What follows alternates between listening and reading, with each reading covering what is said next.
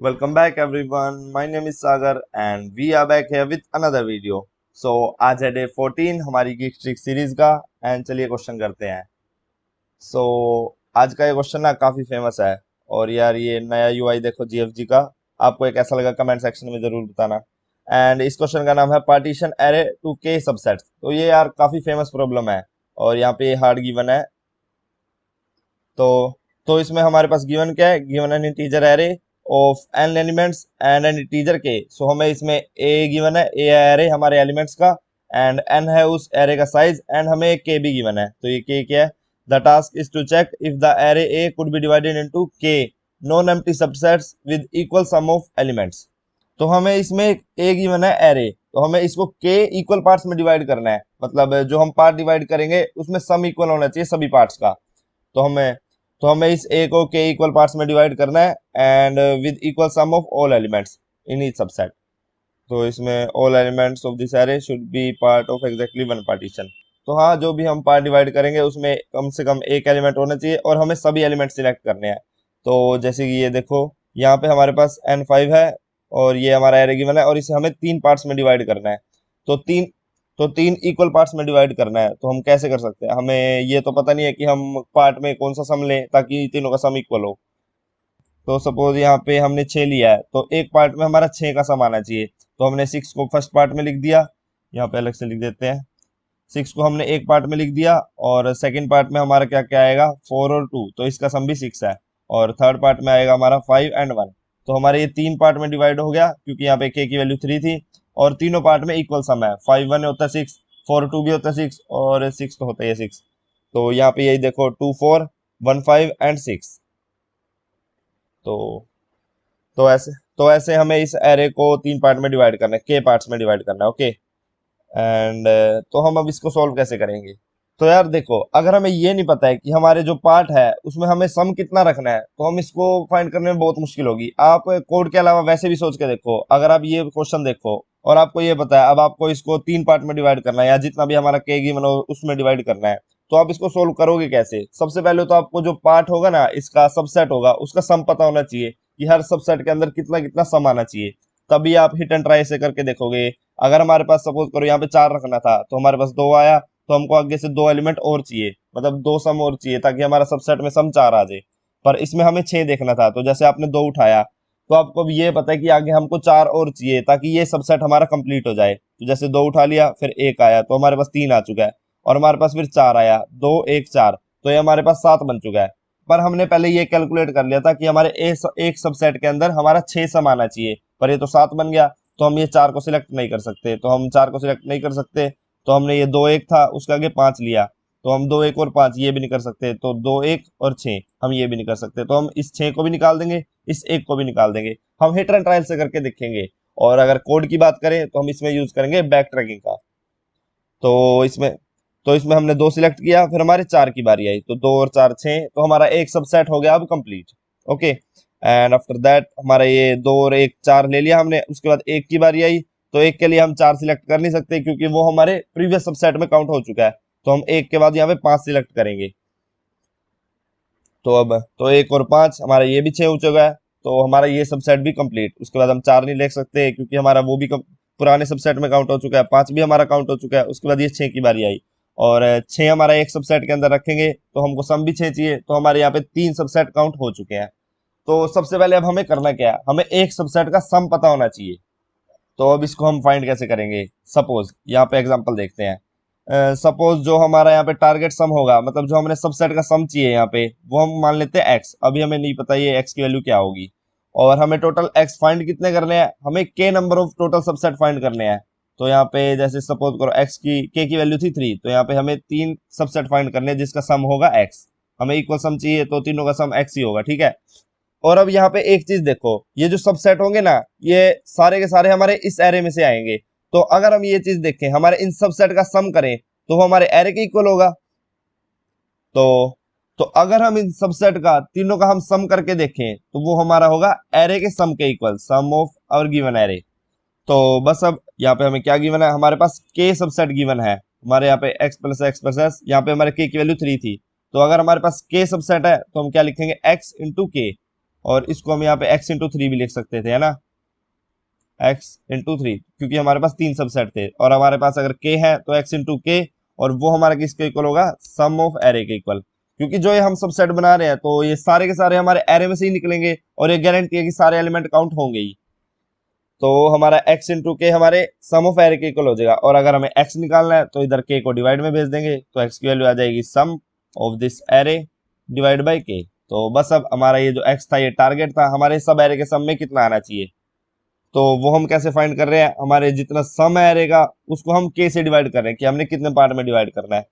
तो यार अगर ये चीज आप अपने थोड़ा दिमाग से सोच के देखो तो ये चीज बिल्कुल सही बैठ रही है। तो हम सबसे पहले ये फाइंड करेंगे, हमको x फाइंड करना है जो हमारा टारगेट है, तो उसके लिए हमें क्या करना है, सम निकालना है और उसको कैसे डिवाइड कर देना है। ओके, सो सबसे पहले हमें सम निकालना है, तो सम निकाल देते हैं, सम लिख देते हैं इसी को। और तो अब हमारे पास इस सम में पूरे एरे का सम आ चुका है और हमें अब टारगेट निकालना है, तो मैं इसको टारगेट ही लिख देता हूँ, और वो होगा हमारा ये सम डिवाइड बाय के। तो हमारे पास अब टारगेट आ चुका है। तो जैसे कि यहाँ पे एग्जांपल देखो, हमारा सम आ रहा है 10 आ रहा है और हमें उसे दो पार्ट में डिवाइड करना है, तो वो हम कर सकते हैं। हमारे एक सब सेट का सम हमारे पास क्या आएगा, 5, तो हमें ऐसे दो सब सेट निकालने हैं जिसका सम आना चाहिए 5 5। तो ये तो चलो चीज ठीक है, बट सपोज करो हमारा जो एरे का सम आ रहा है वो हमारा 11 आ रहा है और तब हमें इसे दो पार्ट में डिवाइड करना है, तो क्या ऐसा हम कर सकते हैं, हम नहीं कर सकते। अगर अगर हमें उसे दो इक्वल पार्ट में डिवाइड करना है तो हमारे एक पार्ट का सम क्या आना चाहिए, 5.5, बट हम यहाँ पे इंटीजर ले रहे हैं तो हम 5.5 किसी भी उस सबसेट में हम रख ही नहीं सकते। तो हमें बस यही चीज देखनी है कि जो हमारा सम आ रहा है वो हम डिवाइड कर रहे हैं, क्या वो इंटीजर आ रहा है या नहीं आ रहा। अगर वो एक इंटीजर आ रहा है तो यार हमारा काम बन गया। तो चलो ये टारगेट बनाने से पहले हम चेक कर लेते हैं यहाँ पे। तो हमें चेक क्या करना है, जो हमारा ये सम आ रहा है, और हम इसे चेक कैसे करेंगे ये इंटीजर आ रहा है या नहीं आ रहा, हम इसे यहाँ पे मोड्यूलो यूज करेंगे। तो अगर हम यहाँ पे जो सम है मोड्यूलो के करें, अगर वो 0 आ रहा है तो हम कर सकते हैं, तो 11 मोड्यूलो 2 हमारा 0 नहीं होता, यहाँ पे 1 आएगा। तो अगर हमारा ये सम मोड्यूलो के अगर हमारा आ चुका है 0, तब तो हम ठीक है। अगर ये हमारा 0 नहीं आया, 1 आया, 1 तो नहीं, यहाँ पे हम नोट इक्वल टू 0 लिखेंगे, क्योंकि हमारे के की वैल्यू हमें पता नहीं है क्या आएगी, जरूरी नहीं है 1 आए, जरूरी नहीं है मोड करके 1 आए। तो अगर हमारा सम मॉड्यूलो के इज नॉट इक्वल टू 0, मतलब जो हमारा सम है वो के पार्ट्स में डिविजिबल है ही नहीं है, तो हम क्या करेंगे, डायरेक्ट रिटर्न करा देंगे फॉल्स, कि हमारा सोल्यूशन पॉसिबल नहीं है। और चलो अब हमें ये पता है हमारा सम डिविजिबल है के पार्ट्स में, तो हमने टारगेट ले लिया कि एक पार्ट का सम हमारा कितना आएगा। तो अब हम इसे सॉल्व कैसे करेंगे, तो यार यहाँ पे हमें अप्रोच क्या लगानी है, तो यहाँ पे देखो हमें पार्ट्स कितने बनाने हैं, हमें के पार्ट्स बनाने हैं। तो यहाँ पे के की वैल्यू सपोज करो, हम यही वाला एग्जांपल ले लेते हैं, के की वैल्यू 3 ले लेते हैं। सो हमने यहाँ पे तीन पार्ट्स बनाने हैं, 1 2 3, और हमारा ये एरे है, तो एरे को भी यहाँ पे लिख लेते हैं 2 1 4 5 6। तो अब हम इस अप्रोच में करेंगे क्या, हम एक एलिमेंट सिलेक्ट करेंगे और हम ये देखेंगे कि हमारे कौन से पार्ट में आ रहा है। तो हम सब पार्ट्स में चेक करेंगे, जितने हमारे के पार्ट्स हैं हम एक एलिमेंट उठाएंगे और एक एक पार्ट में रख के चेक करेंगे क्या इस पार्ट में आएगा या इस पार्ट में आएगा या हमारे थर्ड पार्ट में आएगा। और हम फिर आगे सोल्यूशन फाइंड करेंगे क्या इस पार्ट को, इस वाले एलिमेंट को इस पार्ट में रख के हमारा आगे सोल्यूशन पॉसिबल आ रहा था या नहीं आ रहा था। अगर आ रहा था तो वेल एंड गुड, मतलब ये पार्ट हमारे इसी वाले सबसेट के लिए बना था। तो हम करेंगे क्या, हम सबसे पहले ये के वाला एरे बना लेते हैं जिसकी लेंथ होगी के, क्योंकि हमें के पार्ट्स बनाने हैं। तो हम एक इसको क्या देते हैं, सबसेट्स। तो इसकी लेंथ होगी के, तो हमने एक के लेंथ का सबसेट बना लिया, मतलब हम के, मतलब हमारे पास अब के चॉइसेस है कि हम किसी एलिमेंट को कौन से इंडेक्स पे रख सकते हैं। और हम अपने कोड को करेंगे कैसे, जैसे 2 को सपोज मैंने यहाँ पे रख दिया और उसके बाद हम आगे के लिए चेक करेंगे, हमने 2 को यहाँ पे रख दिया, हम आगे के लिए चेक करेंगे अब ये 1 कौन से में आएगा, ये 1 हमारा इसके साथ आएगा, ये 1 हमारा सेकंड में आएगा, ये 1 हमारा थर्ड में आएगा, उससे हमारा क्या सोल्यूशन आएगा। तो सपोज करो हमने इस 1 को भी हमने यहाँ पे 2 के साथ रख दिया, तो 2 + 1 यहाँ पे हमारा 3 हो गया। उसके बाद हम 4 पे आए तो 4 को भी हमने सपोज यहाँ पे रख दिया, 4 + 3 हमारा 7 हो गया। तो हम ये रखने से पहले चेक करेंगे कि हमारा ये 7 हमारा इस सबसेट के टारगेट के इक्वल आ रहा है, नहीं। तो हमारा टारगेट यहाँ पे क्या था, इसका हमारे पास टारगेट था 6, तो ये 7 हमारा 6 से बड़ा आ रहा है, तो हम यहाँ पे ये 4 को नहीं रखेंगे। तो यहाँ पे हमारा था 3, 2 + 1 3 था, तो हम 4 को अगले वाले इंडेक्स में रख देंगे। तो 4 को हमने यहाँ पे रख दिया, ठीक है। उसके बाद हमारा 5 आया, तो 5 को हम कहाँ पे रखेंगे, 5 को हम पहले यहाँ से चेक करेंगे, फिर यहाँ से चेक करेंगे, ये भी सबसेट से हमके ज़्यादा आ रहा है, तो हम 5 को यहाँ पे रख देंगे, ठीक है। उसके बाद हमारा 6 आया, तो 6 को हम कहाँ रख सकते हैं, हम तीनों में नहीं रख सकते, तो हम क्या करेंगे, हम बैक ट्रैक कर जाएंगे, मतलब ये हमारा 5 इसके लिए नहीं बना था। तो अगर इसके लिए भी नहीं बना था तो हम आगे तो किसी इंडेक्स पर रख नहीं सकते, तो हमें दोबारा बैक ट्रैक करना है, तो हमको 5 को यहाँ से हटाना है, फिर हम 4 पे आए, मतलब 4 भी हमारा इस इंडेक्स के लिए नहीं बना था, तो हम 4 को यहाँ से हटा के आगे रख के देखेंगे, पर वो भी हमारा दोबारा सेम सोल्यूशन आएगा। तो हम यहाँ से भी बैक ट्रैक करेंगे, और यहाँ पे हमने 2 1 रखा था, तो हम यहाँ पे 1 को हटाएंगे और यहाँ पे सिर्फ 2 आएगा, तो 1 के बाद हम 1 को यहाँ पे रखेंगे, फिर हम 4 के लिए चेक करेंगे, 4 को हम 2 पे रखेंगे, 4 + 2 यहाँ पे 6 हो गया। तो हम ऐसे ऐसे करके हम एक एक बार सब एलिमेंट्स के लिए हर एक इंडेक्स के लिए चेक करते रहेंगे, और हम बैक ट्रैकिंग करेंगे जब हमारा सोल्यूशन पॉसिबल नहीं होगा। तो इसके लिए हम सारे पॉसिबल केसेस चेक कर रहे हैं, तो यहाँ पे हमारी टाइम कॉम्प्लेक्सिटी आएगी, यहाँ पे हमारे पास n एलिमेंट है, और n एलिमेंट्स के लिए हमारे पास k चॉइसेस है, तो यहाँ पे k⁴n हमारी टाइम कॉम्प्लेक्सिटी आएगी। तो हम कॉल कैसे करेंगे, हम एक फंक्शन बना लेते हैं dfs नाम का, इसके अंदर हम देखेंगे क्या पास कराना है, और ये हमारा बुलियन रिटर्न करेगा, तो हम इसको डायरेक्ट रिटर्न करा देंगे, ठीक है। तो अभी ये dfs बना लेते हैं, बुलियन dfs, इसके अंदर पैरामीटर देखते हैं। तो हमें सबसे पहले ये a तो पास कराना ही है, और ये a हो गया हमारा एरे, और हमें ये सबसेट भी पास कराने हैं, सबसेट्स, क्योंकि हम हर एक सबसेट में अंदर चेक करके देखते रहेंगे कि हमें कौन से इंडेक्स पे हमारा एलिमेंट रखना है। तो यहाँ पे ये सबसेट्स, एंड इसके बाद हमें क्या रखना है, हमें यहाँ पे एरे का इंडेक्स भी काउंट करते रहना है। यहाँ पे हम 1 आए, फिर 2 पे आए, फिर 3 पे आए, या आप आगे से स्टार्ट करो या पीछे स्टार्ट करो, कोई फर्क नहीं पड़ेगा। तो हम यहाँ पे इंडेक्स भी ले लेते हैं IND, और हमारा स्टार्टिंग में हम ले लेते हैं 0। तो इसके बाद हमारा एरे हो गया, और हमें अब टारगेट भी चाहिए। हमारा बेस केस तो यही होगा ना, अगर हमारा टारगेट के इक्वल हो गया तो हम इसमें आगे नहीं रख सकते, तो हम ये टारगेट भी ले लेते हैं, इंट हमारा टारगेट, एंड यहाँ पे भी हम टारगेट पास करा देते हैं। तो बस अब अभी तो और कुछ ध्यान नहीं आ रहा, अगर आगे आएगा तो देखते हैं हम।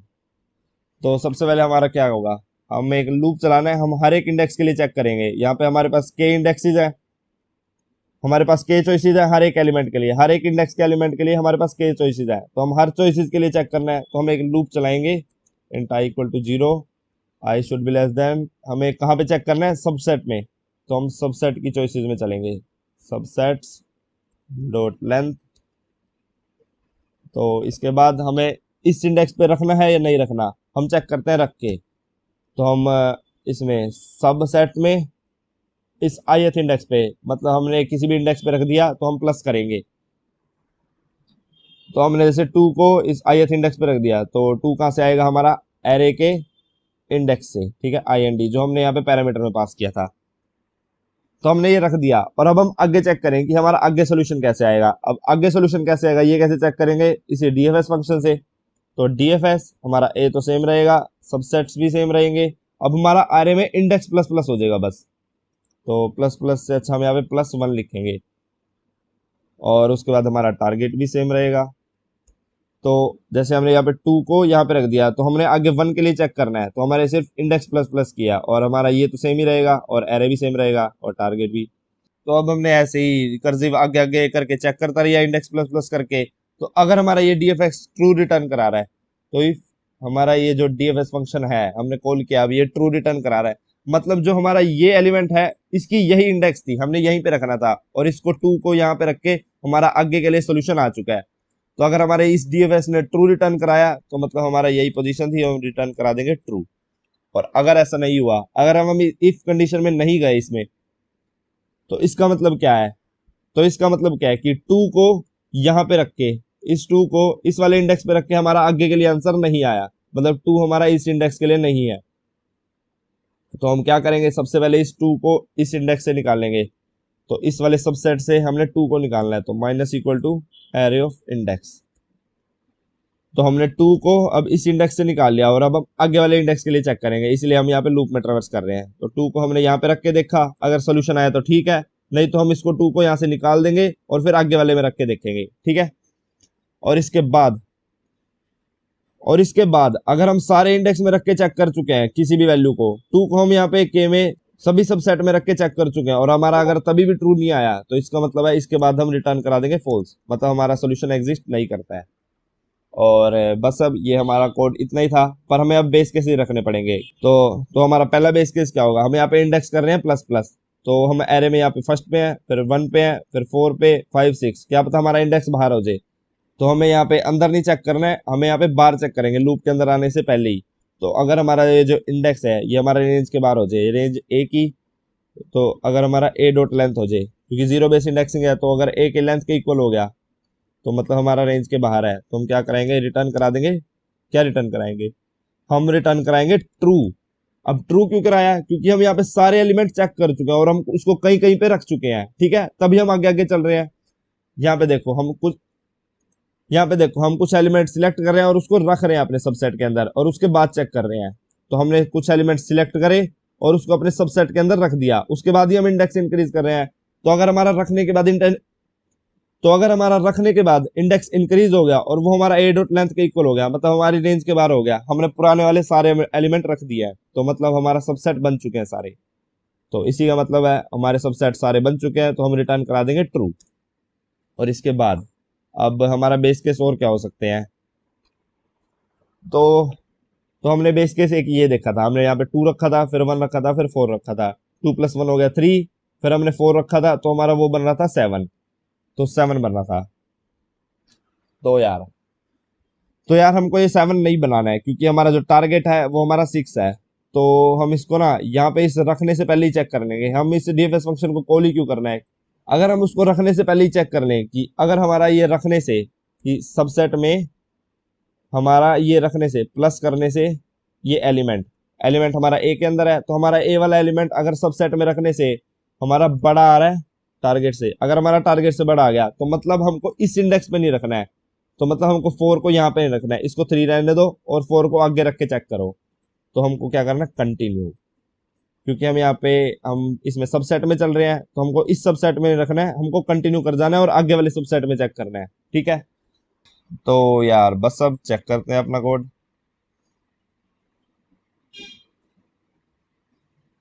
ओके, ये क्या आ रहा है, इंडेक्स टारगेट,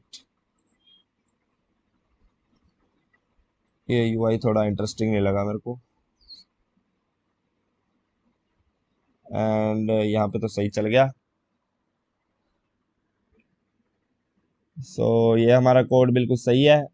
ओके, यहाँ पे टीएलई आ चुका है, तो अब टीएलई आया तो हमको थोड़ा सा ऑप्टिमाइज करना पड़ेगा अपने कोड को। ओके, ऑप्टिमाइज करने के लिए हम करेंगे क्या, हमें ये पता है हमें अब ये पता है कि अगर हम इस सारे को सॉर्टेड कर दे, चलो, तो हमारा 1 2 3 4 5 6, 1 2 4 5 6 है बस।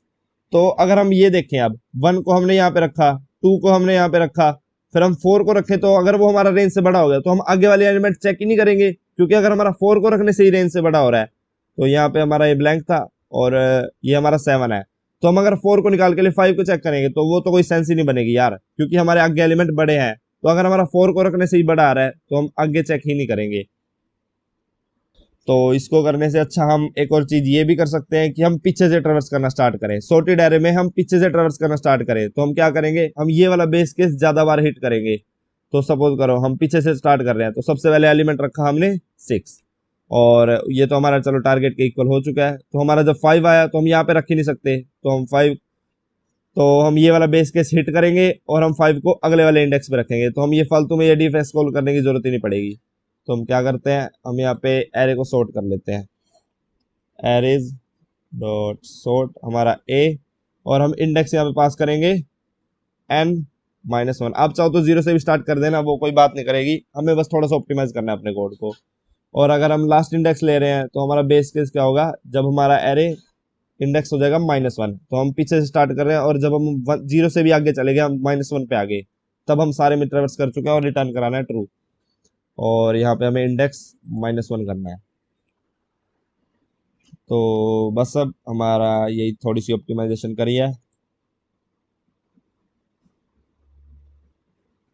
arrays dot sort सेमीकोलन, या ये छोटी मोटी कंपाइलेशन एरर आ रहे हैं, डिसलाइक ना कर देना वीडियो को। तो बस अब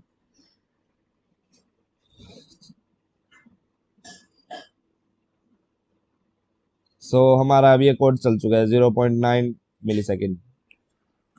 तो यार अगर आप चाहो तो यहाँ पे आप जीरो से भी ट्रैवर्स कर सकते हो, और उसी के लिए आपको अपने बेस केस रखने पड़ेंगे, ठीक है। और यही था हमारा सिंपल सा प्रॉब्लम और उसका सिंपल सा सोल्यूशन। इसकी टाइम कॉम्प्लेक्सिटी होने वाली है अपनी के चॉइसेस है, और हम हर बार एन के लिए ट्रेवर्स कर रहे हैं, तो हमारे एन एलिमेंट्स के लिए हमारे पास के चॉइसेस है, तो N to the power k, oh sorry k to the power n. And after that हम स्पेस कितना यूज कर रहे हैं, यहाँ पे हम ये सबसेट बना रहे हैं के लेंथ का, तो हमारा ऑफ के हमारा स्पेस कॉम्प्लेक्सिटी होगी। And that is it for today everyone. अगर यार आपको ये कोर्स समझ आया हो तो लाइक जरूर कर देना, and thank you for watching.